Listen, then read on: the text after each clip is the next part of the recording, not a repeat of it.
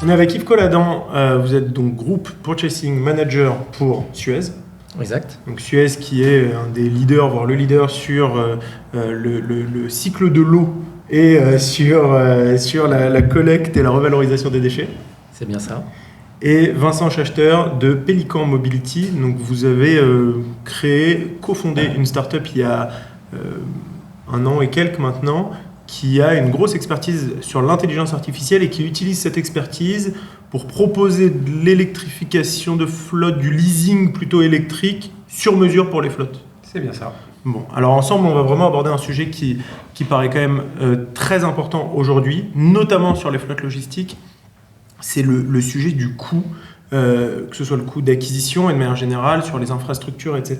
Et comment réussir aujourd'hui à financer en fait la transition durable des flottes logistiques. Donc peut-être Yves, en premier lieu, si vous pouvez nous parler un petit peu d'abord de votre expérience, mais aussi de manière générale du cadre légal qui s'est construit ces dernières années et qui est en train de se construire et comment est-ce que c'est perçu. Alors chez Suez, sur le territoire français, on a 10 000 véhicules légers et un peu plus de 3 000 poids lourds. Donc on a décidé d'électrifier nos poids lourds sur la partie collecte. Donc là où les municipalités souhaitaient avoir des véhicules à zéro émission et puis surtout aussi en termes de nuisances sonores qui apportaient quand même une vraie plus-value. Et ça, c'est des choses qui sont relativement simples à mettre en œuvre. Malgré quand même un coût du poids lourd qui est relativement élevé et donc des TCO qui sont un peu à l'opposé du diesel. Et sur la partie... C'est-à-dire qu'on commence avec une acquisition qui est lourde, mais derrière, au fur et à mesure, Au fur et à mesure, effectivement, ça s'améliore. Après, ce qu'il faut bien gérer sur le poids lourd, c'est le cycle de vie de la batterie, avec à quelle période on doit changer la batterie par rapport à la durée de vie du châssis technique. Et ça, selon les constructeurs, on a finalement des cycles de durée de vie de batterie qui ne sont pas exactement alignés avec la durée de vie du châssis du camion. Ouais. Donc très difficile à prédire. Donc pas toujours simple à prédire. Donc ça, il y a un peu de travail. Par contre, l'avantage du poids lourd, c'est qu'on va mettre le nombre de packs batterie nécessaires à l'usage. Donc on peut dimensionner au juste nécessaire par rapport à nos usages. Alors que si je prends sur notre flotte de véhicules légers, on a 10 000 véhicules en France, à peu près 35% de VP, et puis le reste c'est du VUL et des véhicules de service, avec très peu de retours au dépôt. Donc là on se rend compte qu'on n'est plus du tout sur le même type d'usage, avec finalement aussi des obligations, que ce soit contractuelles avec nos clients, type municipalité, mais aussi des obligations légales qui en ce moment varient dans le temps. Et quand je dis ça, c'est qu'on a les ZFE qui ont été annoncés selon les métropoles depuis fort longtemps, avec les 11 premières et puis après avec les 48. Et on voit qu'il y a des à-coups dedans sur la mise en œuvre, qui fait que nous, en tant qu'entreprise, finalement, on est obligé de faire un pas en avant et puis un pas en arrière qui est extrêmement mal perçu par nos collaborateurs, qui ne comprennent pas réellement pourquoi soudainement on regarde pour électrifier, et je pense à l'exemple de la métropole du Grand Paris, d'électrifier l'entièreté de la flotte. Donc on avait à peu près 400 véhicules à électrifier pour l'année 2024, et que finalement on dit on fait marche arrière parce que l'obligation elle est repoussée dans le temps. Donc nos véhicules diesel qui n'étaient pas arrivés en fin de vie et pas en fin de contrat de leasing, on peut les continuer. Donc ça, c'est pas très bien compris par nos collaborateurs et puis par nos directeurs d'agence. Puis d'un autre côté, on a la LOM. On va voir qu'est-ce qui va se passer en termes de nouvelle législature, mais elle a aussi nous donne des obligations qui ne sont pas contraignantes, parce qu'on doit juste publier où on en est sur nos quotas de renouvellement de véhicules, et bien sur les mises à la route, parce qu'il y a des fois des mauvaises compréhensions dessus. Donc nous, Suez, on a respecté, alors sur l'année 2023, on va bientôt publier nos chiffres, mais on est à peu près à 30%. Principalement 30% des 10 000 véhicules dont vous nous parliez. 30% sur 2000 véhicules qu'on a mis à la route. D'accord. La loi LOM, c'est les véhicules mis à la route. C'est le début de nos contrats de leasing, puisqu'on n'est que sur du leasing. Donc on est sur 30% de véhicules qui répondent à la LOM, principalement à travers de PHEV et un peu de véhicules électriques. D'accord. Donc là-dessus, pour le moment, c'est des véhicules électrifiés, pas 100% électriques. C'est des véhicules électrifiés, pas 100% électriques. Donc on en est là. Bon, pour autant, ce qu'on a besoin, c'est de la visibilité. Donc c'est pas des lois ou des réglementations au point de vue local qui changent du jour au lendemain et on est obligé soit de faire marche arrière, soit de réajuster complètement sur des nouvelles car policy qui ne sont pas compréhensibles parce qu'on n'a pas pu faire toute la pédagogie d'accompagnement auprès de nos utilisateurs ou auprès de nos agences. Donc ça, c'est un vrai sujet qu'on peut avoir. Le deuxième point qu'on a, c'est sur cette transition-là, c'est le coût. Un véhicule électrique, comme un poids lourd, ça ne coûte pas le prix d'un véhicule diesel où tout le monde a en référence, en tout cas, le coût de location ou le coût d'acquisition de ce type de véhicule. Et puis aussi, l'autre sujet, c'est que nos utilisateurs, que ce soit pour des véhicules de fonction ou du véhicule utilitaire, ils ont tous perdu la notion du prix réel du véhicule. C'est-à-dire premièrement, ils ne les achètent pas. Déjà, ils ne se rendent pas compte. Deuxièmement, on se rend compte depuis à peu près 4-5 ans que sur les publicités qu'on peut voir aussi bien en format télévisuel que dans la rue, en fait, il n'y a plus un prix net de véhicule, combien il coûte. C'est toujours un prix locatif. Donc, il y a une distorsion complète de combien coûte réellement un véhicule. Donc, vos collaborateurs sur les véhicules particuliers de la flotte, en fait, ne se rendent plus trop compte. Non, ils ne se rendent plus trop compte. Et donc, que ce soit les collaborateurs ou même sur les niveaux de management supérieurs, ils ne se rendent plus compte. Et compte tenu que ces véhicules électriques ou électrifiés coûtent plus cher, au final, on a des loyers qui vont nous coûter plus cher parce qu'on a un financement plus élevé. Même si les valeurs résiduelles peuvent relativement suivre, on a quand même des financements beaucoup plus élevés. Donc on a un impact financier important. Et donc quand on fait cette trajectoire-là, elle n'est pas compréhensible de la majorité des gens dans notre entreprise. Mais dans les autres entreprises, c'est le même sujet. Et donc on a un coût finalement de nos flottes qui sont en augmentation, que ce soit sur du VL ou du PL. Et le fait de ne pas avoir, on peut définir toutes les trajectoires de décarbonation qu'on souhaite sur notre flotte, le fait de ne pas avoir finalement une visibilité, mais vraiment à long terme, en termes de réglementation et puis d'obligations légales, avec tous les on va dire, les accros qu'on a eu là récemment, ça ne permet pas non plus de faire tout le bon accompagnement sur cette transition-là. Très clair. Donc, un premier sujet, lisibilité de la législation. Un deuxième sujet qui en découle, qui est la communication auprès des équipes. Et ça, c'est vrai que c'est tous les responsables de flotte, toutes les entreprises nous en parlent, à quel point ça peut être très difficile. Et le financement. Et donc Vincent, peut-être sur le financement, vous avez commencé maintenant à accompagner certaines flottes. Vous utilisez donc l'intelligence artificielle pour justement essayer de trouver les meilleurs véhicules à électrifier dans la flotte, c'est ça ? Oui, c'est ça. En fait, ce qu'on constate, donc les difficultés que Kiv vient d'énoncer, on les voit chez beaucoup de nos clients. Et en particulier le coût, et également la difficulté à convaincre en interne les gens qui utilisent les véhicules, parce que crainte, parce que manque de visibilité, parce que tout ça. Et donc, on a essayé de s'attaquer à ces problèmes-là avec un angle technologie et financement. La première chose qu'on voit, c'est qu'il y a deux mondes. D'un côté, il y a le financement, et de l'autre côté, il y a les opérations. Et finalement, quand j'écoute Yves, on parle du lien entre les deux, mais ce lien n'est pas évident. Et au milieu, d'ailleurs, il y a la réglementation. Et donc la réglementation, on peut essayer de demander à l'État, au gouvernement de stabiliser la réglementation, c'est un vieux sujet. Leur demander de stabiliser la réglementation. Pour le moment, on est en train d'essayer de stabiliser l'État. Voilà, on peut stabiliser l'État d'abord. Donc, ce qu'on s'est dit, c'est que on a une transition majeure devant nous, qui est la transition vers l'électrique. Et cette transition, elle change, elle a un impact sur les opérations. Autrement dit, si on prend des véhicules, vous avez des flottes qui sont là pour faire un job de service, un job collecte de déchets, et voilà, et qui ont été optimisés en général pour faire ce job à peu près correctement, la logistique. Mais alors, elles ont été optimisées pour le faire avec un certain type de véhicules, des véhicules diesel. On arrive avec des véhicules électriques qui sont pas pareils. C'est juste un type d'outil différent. Ils ont des forces et des faiblesses. Les faiblesses, on les connaît. Les forces aussi. Les faiblesses, c'est quoi ? C'est qu'on a une limite d'autonomie. Se recharger prend du temps. Et donc, en fait, un véhicule électrique, compte tenu de ça, ne fait pas exactement la même quantité de travail pour sa flotte dans son rôle opérationnel qu'un véhicule diesel. Il faut savoir en tenir compte. Et ça, c'est une des raisons pour lesquelles les opérationnels ont des petits doutes. Ils ne veulent pas se retrouver en panne sèche. Ils ne veulent pas faire moins de choses dans une journée. On les comprend. Ce sont les faiblesses. Mais les forces, c'est quoi ? C'est qu'on a un profil de coût, par exemple, sur les véhicules électriques, où on paye plus au début, mais par contre, le coût en opération est plus faible. sur les véhicules particuliers aujourd'hui. C'est-à-dire que sur le poids lourd aujourd'hui, c'est encore un petit peu difficile. Alors sur le poids lourd, le coût initial est beaucoup plus élevé. Sur les VUL, si je prends un sujet donc, de véhicules utilitaires légers, le coût initial est plus fort et le coût en opération, comme les VP, est plus faible. Dans la mesure où on les utilise. Et donc on a intérêt à les utiliser beaucoup. Bon.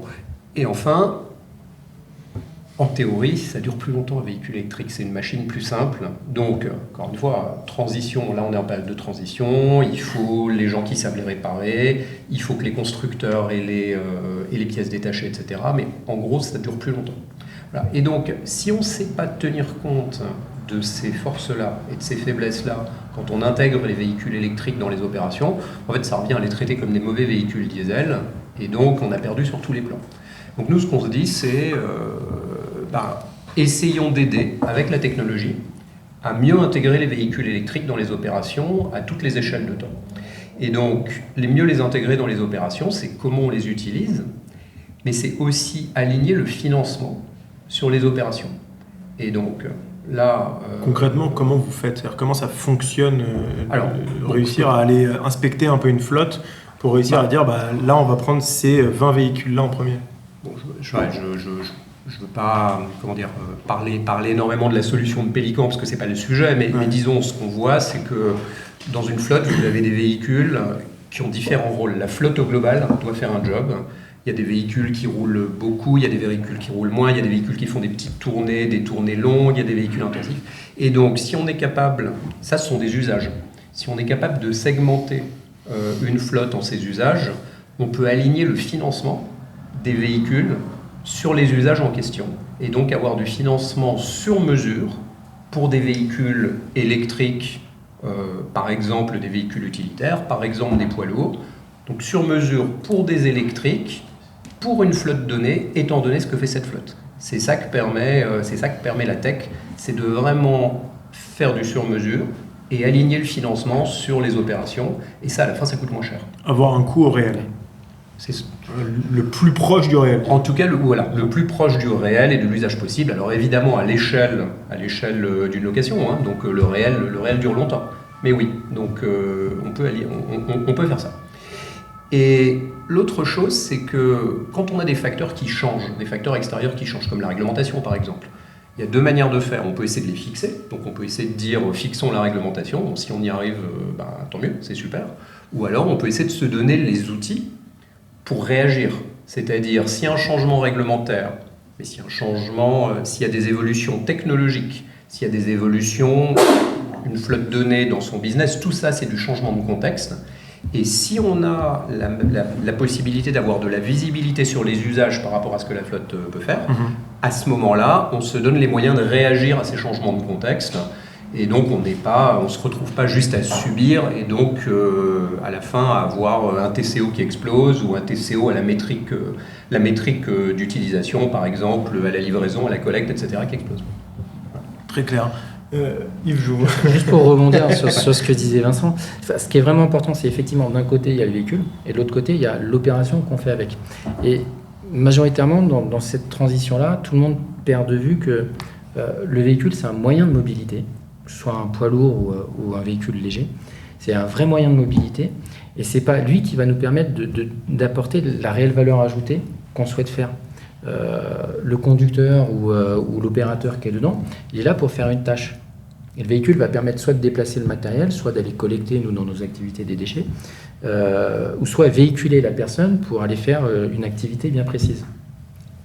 Et tout l'accompagnement, changement qu'on doit faire dans cette transition-là, c'est se refocaliser sur quelle est la valeur ajoutée, primaire de ce qui doit être fait par la personne qui est dans le véhicule, et après réadapter l'usage.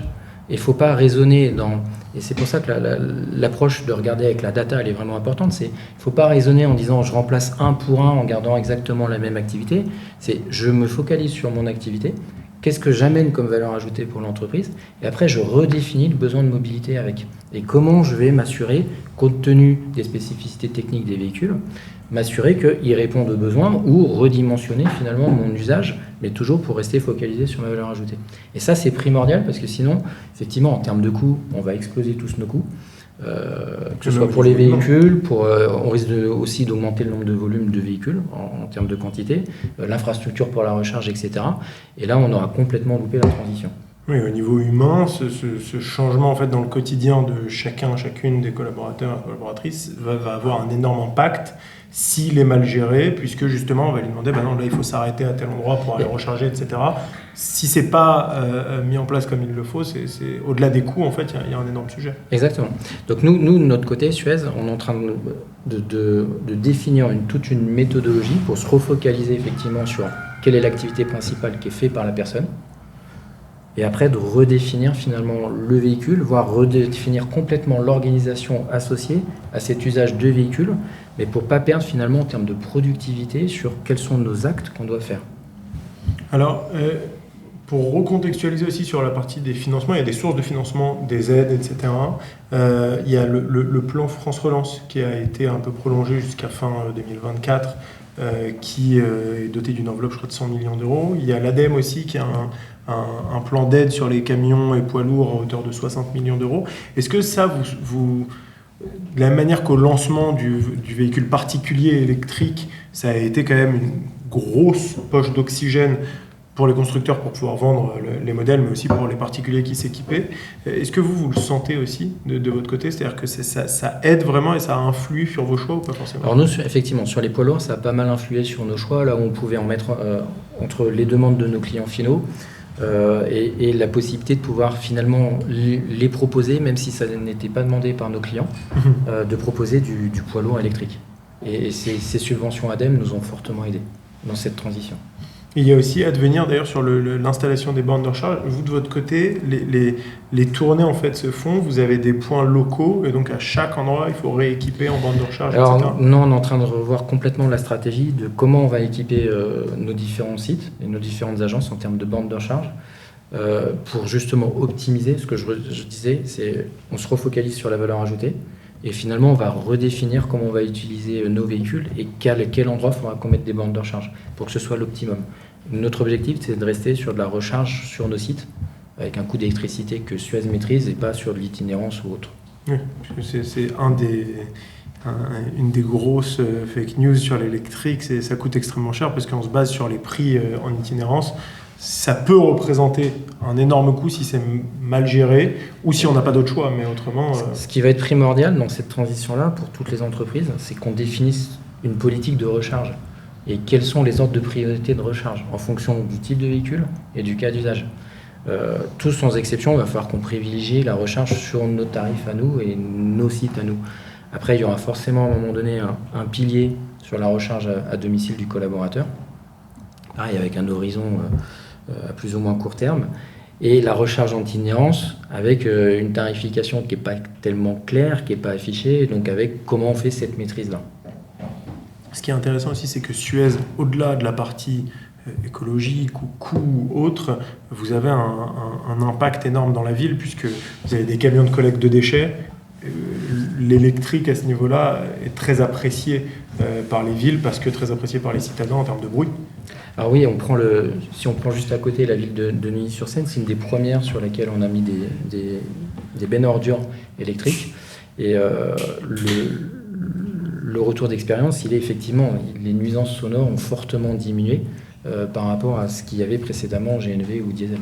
Et ça a un impact fort. Ça, c'est un impact fort. Au même titre qu'on regarde sur la partie activité eau, donc travaux qu'on fait sur la voie publique, de proposer des solutions à zéro émission, mais zéro émission en termes de gaz à effet de serre, parce qu'on fait des tranchées sur la voie publique pour changer des canalisations de réseau d'eau ou autre, mais aussi, entre guillemets, zéro émission au niveau bruit, parce que quand on a électrifié, que ce soit notre véhicule, les outils pour faire nos tranchées, les mini-pelles, on a mis des mini-pelles électriques, bah finalement on a aussi diminué le volume de bruit. Et donc ça a aussi un apport sur l'usager ou l'habitant qui est à côté. Toute la chaîne d'usage. Je vois que Vincent... Non, mais moi ça me donne envie de retourner habiter à Neuilly, parce que je me dis que si à Neuilly, les ordures c'est silencieux, c'est vraiment... Enfin... Mais ça, vous prenez en compte ce genre de sujet-là dans la data? C'est-à-dire vous avez des données hors financières, extra-financières, sur justement l'impact que ça peut avoir sur la flotte, sur l'adaptabilité des cas d'usage des différents collaborateurs, etc. Vincent? Ouais. En fait, ce qu'on a, c'est vraiment cette histoire d'être capable de regarder les opérations et ensuite d'adapter les opérations continuellement à l'électrification en gardant toujours en tête ce que la flotte doit faire, ce qu'elle doit délivrer comme service. Donc là-dessus, on se rejoint, c'est essentiel. Et donc, pour illustrer ce que ça permet de faire, le degré de transparence que ça donne, par exemple, si je prends le cas des bornes, Yves, donc, tu parlais de l'équilibre entre la recharge privée, donc avec des tarifs d'électricité contrôlés, la recharge en itinérance plus chère, et puis peut-être la recharge à domicile des collaborateurs.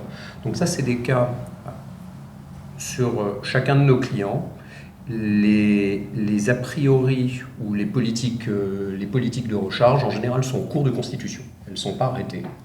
Et souvent, ce qu'on voit, c'est que les entreprises, les flottes, partent avec une certaine politique a priori, avec des règles simples, ce qui est normal. C'est ce qu'il faut faire, on part avec des règles simples. Mais ensuite, si on commence à se poser la question finement sur la base de la data, sur la base des données historiques, de quel est l'équilibre optimal entre ces différents types de recharge, par exemple, en fait, ça dépend.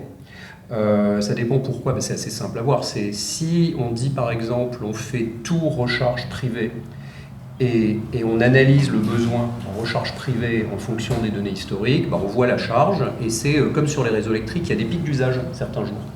Donc on peut décider de dimensionner la recharge privée pour le pic d'usage une fois par an, ou pour les 20% les plus utilisés, ou pour les 30%, en termes de CAPEX, donc d'investissement dans les bornes, c'est pas pareil. Ou alors, on se dit, si on est capable de regarder exactement dans les scénarios ce que font les véhicules en fonction des bornes qu'on leur a mis, et ça on est capable de le faire finement, on se dit, en fait, peut-être que dans ce cas-là, l'optimum c'est de mettre effectivement pas mal de recharge privée, mais d'être capable d'utiliser des solutions en itinérance sur les X% du temps, les quelques jours où vraiment j'ai une grande charge, et en fait c'est ça l'optimum du TCO. Voilà. Et donc il faut chercher des solutions robustes là-dessus, mais c'est ça que la transparence est capable de faire. Autre sujet, là on parle que du TCO, il y a un sujet TCO, mais il y a un autre sujet qui est le sujet performance opérationnelle. Parfois, certaines de nos flottes considèrent que c'est absolument critique de délivrer le service dans des fenêtres de temps précises, ou simplement de ne pas rallonger le temps de tournée parce qu'ils ont des obligations de service. Ça, si ce critère-là est essentiel, ça veut dire que, certes, le TCO est important, mais avant ça, il faut regarder l'impact de la recharge sur le temps de tournée, en supposant qu'on recharge les véhicules, ce qu'on a envie de faire pour faire des tournées plus longues, pour utiliser plus les véhicules électriques. Voilà, donc c'est des questions comme ça qu'on est capable de traiter à partir du moment où on regarde pas d'un côté les véhicules, de l'autre côté les opérations, mais on regarde les deux ensemble, avec au passage les bornes au milieu, puisqu'il s'agit de véhicules électriques. C'est un des sujets que vous avez abordé, Yves, quand vous avez parlé justement des cas d'usage. C'est aussi un des sujets qu'on avait eu dans une des premières réunions du groupement logistique et flotte durable avec Pascal Pavard d'EDF, qui lui nous avait beaucoup parlé des cas d'usage également chez EDF pour pouvoir sélectionner. Vous avez fait différents personas au sein de Suez pour essayer de définir un peu qui on électrifie, comment, etc. Alors on a commencé à le faire, donc il y en a, c'est relativement simple, quand on est en milieu urbain, avec un retour au dépôt le soir. Donc ça, généralement, c'est un cas d'usage qui est relativement facile à électrifier. Mais malgré, dans ce cas d'usage-là, on a quand même des cas d'astreinte. Donc là, il faut que le véhicule il soit disponible 24 heures sur 24, 7 jours sur 7, et qu'il puisse repartir. Donc là, effectivement, je rebondis sur ce que dit Vincent. Ce qui est important, c'est bien maîtriser la recharge et s'assurer que le véhicule ait toujours un minimum de recharge pour pouvoir le faire. Parce que quand il y a une astreinte, il va partir, mais on ne sait pas pour combien de temps et combien de kilomètres. Donc cela, il est vraiment important de pouvoir bien l'identifier et de regarder comment on le gère et qu'est-ce qu'on met à disposition pour que, finalement, on se retrouve toujours avec un véhicule qui est chargé. C'est la même chose pour un poids lourd. Quand on a commencé à déployer nos poids lourds électriques, une des premières choses qu'on s'est rendu compte, c'est qu'il suffit qu'il y ait une borne qui disjoncte, on s'en rend pas compte en pleine nuit, il n'y a personne sur site, le matin on arrive, le poids lourd il est pas rechargé, on peut pas démarrer la collecte. Et donc là maintenant, quand vous avez des puces qui vous remontent les datas... Donc effectivement, ce qui est important, c'est comment on supervise tout ça, comment on fait du redémarrage automatique, et quels sont les outils qu'on met à disposition pour pas se retrouver dans ces cas de figure-là. Après, la chance qu'on a chez Suez, c'est que, si je me focalise davantage sur les véhicules utilitaires, c'est qu'ils sont segmentés par typologie de métier et d'activité. Après, on a des activités qui sont en milieu rural, en milieu urbain, donc on ne va pas du tout avoir la même approche. Donc on va faire cette segmentation-là, et on va regarder, donc là on est en train de le faire, la cartographie de, quels sont nos usages, et aussi en type de région, hein, parce qu'en fonction de la topographie, un véhicule électrique, il ne va pas du tout se comporter de la même manière. Donc on est en train de regarder ça. On est en train de mettre des différents véhicules en test, pour justement voir comment l'appréciation du conducteur elle est, et puis de l'utilisateur, et puis qu'on puisse en retirer un retour d'expérience, toujours en se focalisant sur la valeur ajoutée qu'il doit faire, et pas sur le véhicule en lui-même, pour finalement définir nos cas d'usage, et essayer de regarder comment on va pouvoir les déployer par ailleurs sur nos autres sites à travers la France. Ça, c'est ce qu'on fait. Après, l'autre chose aussi, c'est qu'on travaille sur la partie aménagement. Tous nos véhicules sont aménagés, donc on va finalement essayer de trouver quels sont les kilos en trop, ou comment optimiser cette masse pour essayer de gagner de l'autonomie. Justement, pour toujours que ce moyen de mobilité-là soit le plus performant pour rester focalisé sur notre valeur ajoutée. Ça, c'est une grosse force de l'électrique. Ça a fait changer aussi là-dessus une manière de voir les choses avant, où on se posait un peu moins la question, alors on parle souvent d'éco-conduite par exemple, ou un peu moins la question du poids, parce qu'on se disait, bon, c'est pas grave, au pire, tu repasses à la pompe. Tandis que là, maintenant, c'est un vrai sujet sur le poids, sur l'éco-conduite, etc. Alors effectivement, c'est un vrai sujet, parce que, comme tu l'as dit précédemment, personne ne se posait la question, on allait à la pompe, il y en a partout, on s'arrête, ça dure 10 minutes.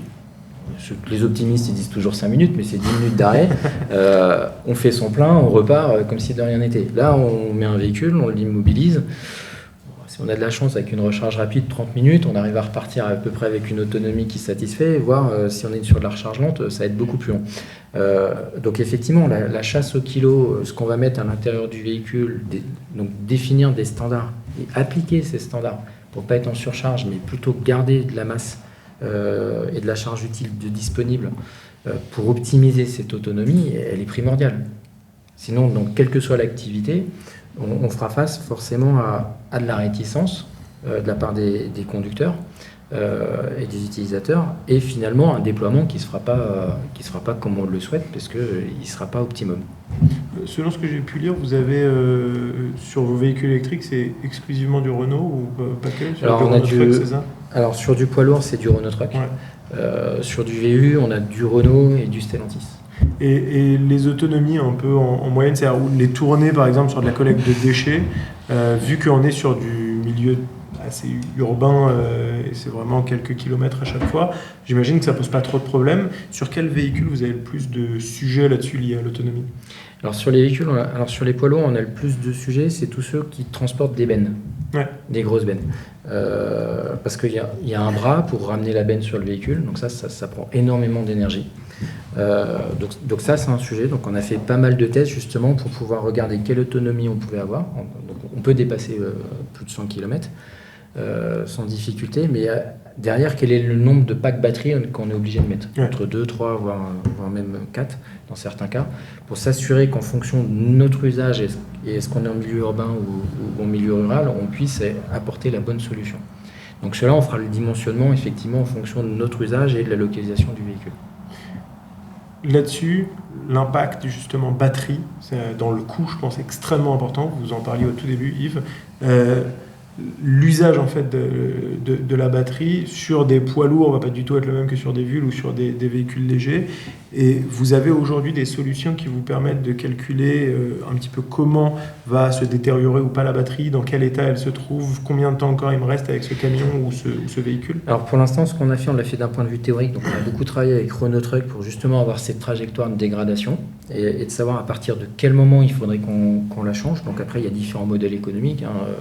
Est-ce qu'on la loue? Est-ce qu'on fait un contrat de maintenance full service? Ou est-ce qu'on dit on ne l'inclut pas dedans et puis au bout de 7, 8 ans, 9 ans, selon l'usage, on décide de la changer et de racheter une nouvelle batterie ou un nouveau pack batterie.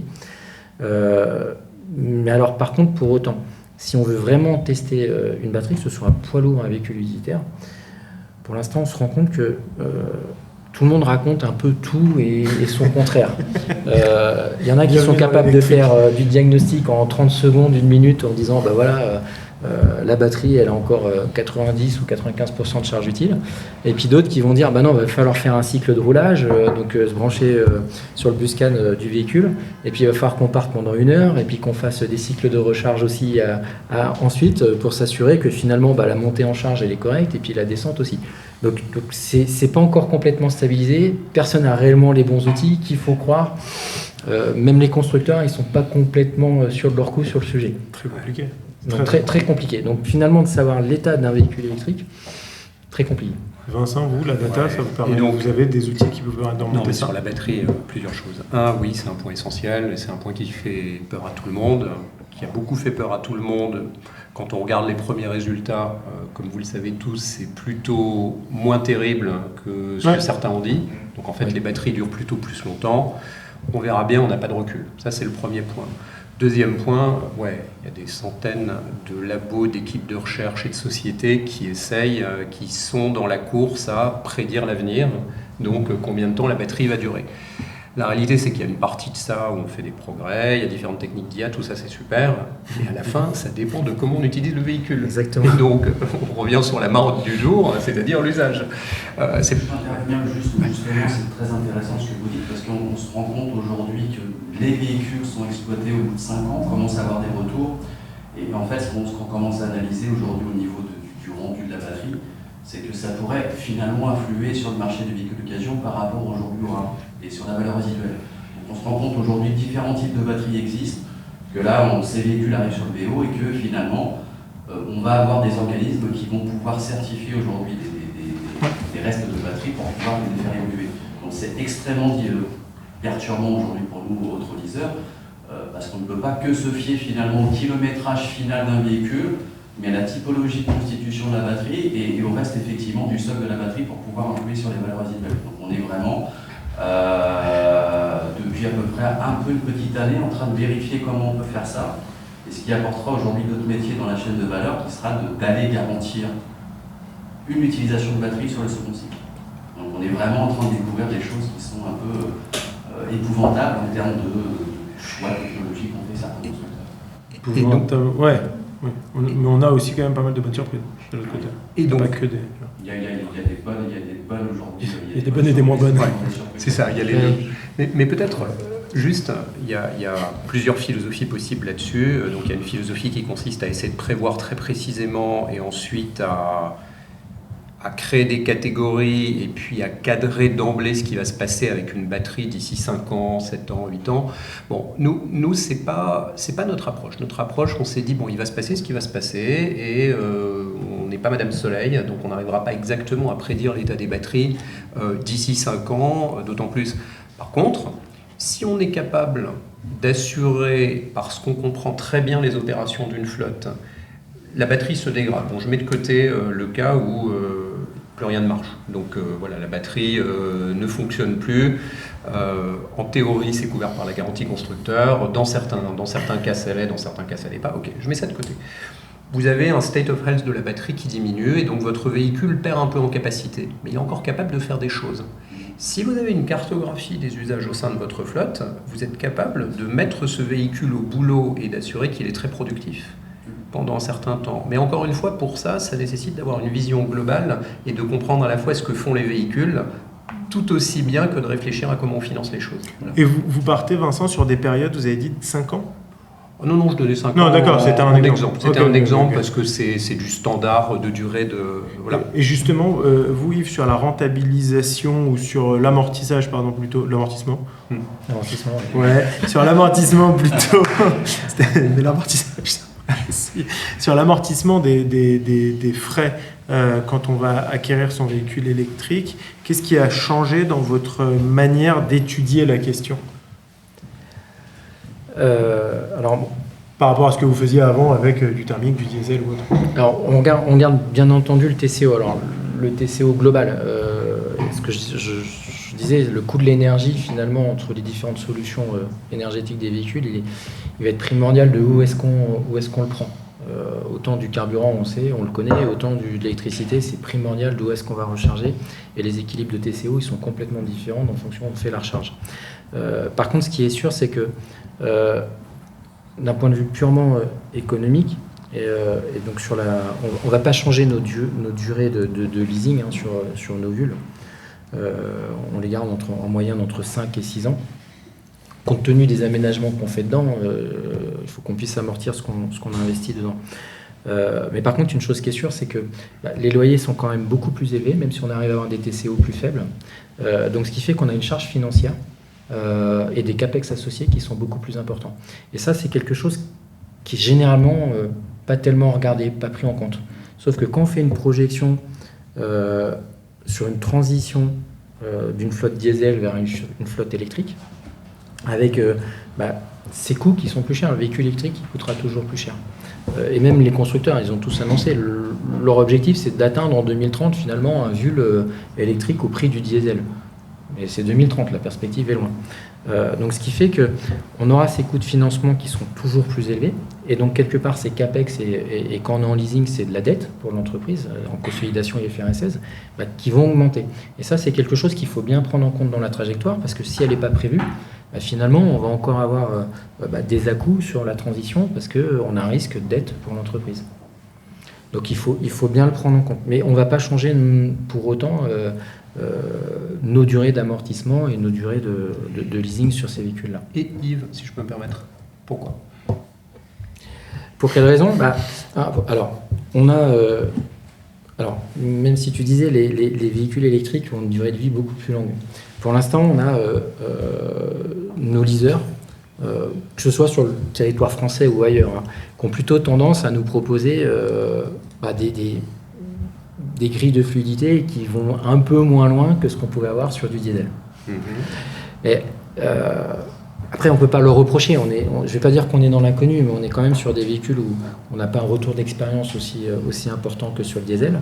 Donc, quelque part, il y a une part de risque qui est chez eux, qui est beaucoup plus important qu'est-ce qu'il peut y avoir sur le diesel. Et comme ça a été très bien dit, sur l'état des batteries au bout de 5 ans, 6 ans, donc, comment ils sont, on n'en sait pas trop. Il y a un métier qui va se créer là-dessus. Et surtout, derrière, quelle est la valeur résiduelle et quel est le marché dans 4-5 ans de ce type de véhicule-là ? Pour l'instant, c'est encore un petit peu l'inconnu. On voit que les premiers véhicules électriques arrivent sur le marché de l'occasion.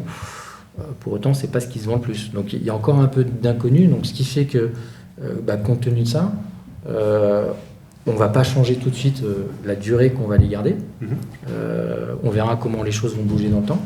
Pour autant, ce que tu disais, effectivement, c'est primordial, c'est que quand on va voir sur cette durée de 5 ans, 6 ans, une batterie qui commence à se dégrader ou autre, il faut qu'on apporte de la flexibilité dans la gestion de la flotte qu'on n'avait pas précédemment. Précédemment, c'est OK, il tombait en panne, on le faisait réparer, puis on continuait à l'exploiter comme il était le véhicule diesel. Demain, ton approche, c'est exactement moi, c'est celle que j'essaye de promouvoir au sein de Suez, c'est de dire, quand on aura basculé sur un véhicule électrique, si on voit que son autonomie se dégrade compte tenu de la batterie, il ne faut pas qu'on hésite à le déplacer sur une autre activité où là, il donnera toujours satisfaction. Et ça, cette flexibilité-là, que ce soit auprès des gestionnaires ou auprès de nos exploitations, va falloir qu'on puisse l'ancrer et l'accompagner. Et surtout qu'on mette les outils à disposition pour pouvoir le faire. Mais c'est comme cette transition, c'est un changement de paradigme. Clairement. Et ça, il y a un accompagnement au changement à faire qui est extrêmement important. Nous, on s'est structuré pour le faire chez Suez avec une gestion de projet dédiée à cette transition et à cet accompagnement sur des véhicules électriques. Très clair. Et donc, moi j'ai juste un commentaire à faire, mais là, ça sera peut-être le bon commentaire de conclusion avant de passer aux échanges avec tout le monde. Et revenons à la question qui était le financement. On a beaucoup parlé des usages, et donc je pense qu'une fois, on a parlé de la transparence, du fait qu'on est capable d'être plus flexible sur les usages, et je pense qu'on est tous alignés là-dessus. Mais du coup, c'est un impact sur le financement, ce truc. C'est possible, il y a certaines catégories d'usages pour lesquelles on peut financer spécifiquement pour cet usage, et à la fin, c'est moins cher. Et donc, ce que tu disais sur le TCO, le coût, je pense que tu as des catégories d'usage par flotte, par cas d'usage, où tu t'approches de la parité diesel assez vite, t'attends pas 2030, voire tu la dépasses. Bon, je veux bien qu'on en discute sur quelques chiffres. Avec plaisir. Mais il faut bien prendre en compte avec l'impact IFRS 16. Celui-là est non négligeable. Avec plaisir, on en parle. Yves Colladant, merci beaucoup. Donc Yves Colladant, vous êtes Group Mobility Purchasing Manager de Suez et Vincent Schachter, CEO de Pelican Mobility. Merci beaucoup. On va passer maintenant aux échanges avec la salle.